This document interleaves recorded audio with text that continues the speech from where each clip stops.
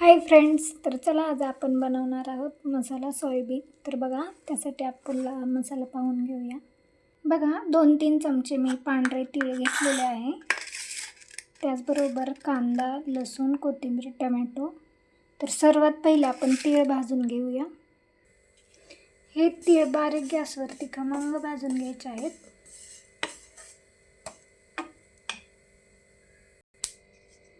तर बघा, थोडासा तांबडा कलर झालेला आहे, तर लगेचच आपण हे काढून घेऊया. तर चला, तीळ काढलेले आहेत. तर आता आपण शेंगदाणे पण असेच भाजून घेऊया. शेंगदाणे पण आपल्याला बारीक गॅसवरती अगदी खमंग भाजून घ्यायचे आहेत. शेंगदाणे आणि तीळ आपण एकत्र बारीक करून घेणार आहोत. तोपर्यंत आपण कांदा भाजण्यासाठी टाकूया. कांदा चांगला तांबूस कलरचा होईपर्यंत भाजून घ्यायचा आहे. त्याचबरोबर याच्यामध्ये लसूण पण टाकून घेऊया.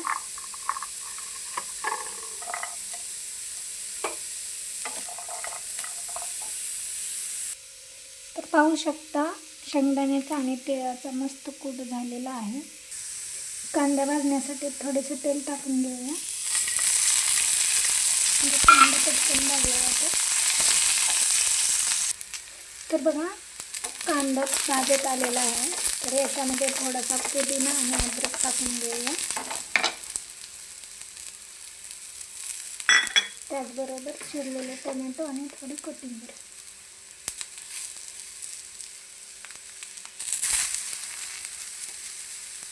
ह्याला आणखी थोडंसं तेल ओतून परतून घेऊया.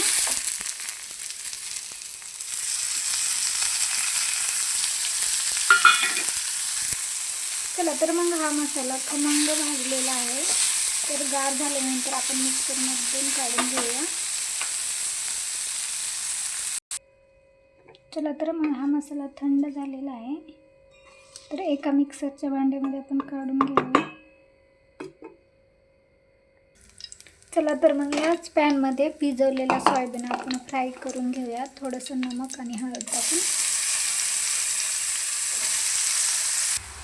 बघा, नमक आणि हळद टाकलेली आहे. तर मस्त बारीक गॅसवरती आपण हे सोयाबीन फ्राय करून घेऊया.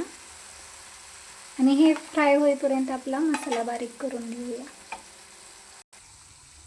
तर पाहू शकता, आपला मसाला बारीक झालेला आहे आणि सोयाबीन पण बऱ्यापैकी आपलं शिजलेलं आहे. तर चला, मग आपण फोडणी देऊन घेऊया.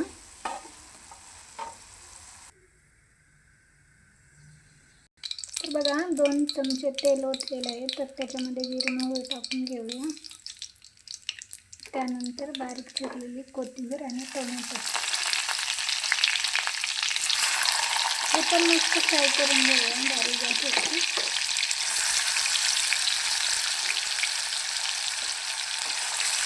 आणि त्यानंतर बारीक केलेला मसाला टाकून घेऊया. हा मसाला पण चांगला फ्राय करून घ्यायचा आहे.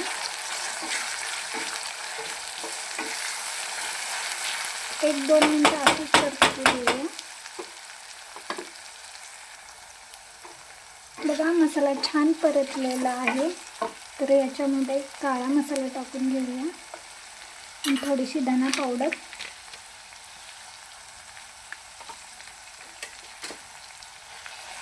हे पण चांगले मिक्स करून घ्या. तर मसाला छान झालेला आहे. तर याच्यामध्ये आपण फ्राय केलेले सोयाबीन टाकून घेऊया आणि चांगले मिक्स करून घेऊया.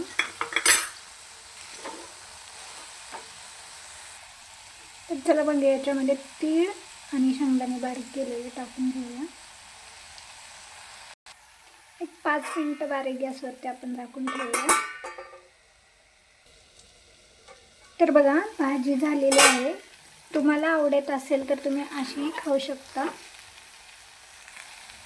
किंवा याच्यामध्ये थोडासा रस्साही करू शकता. तर चला, आपण थोडासा रस्सा बनवणार आहोत.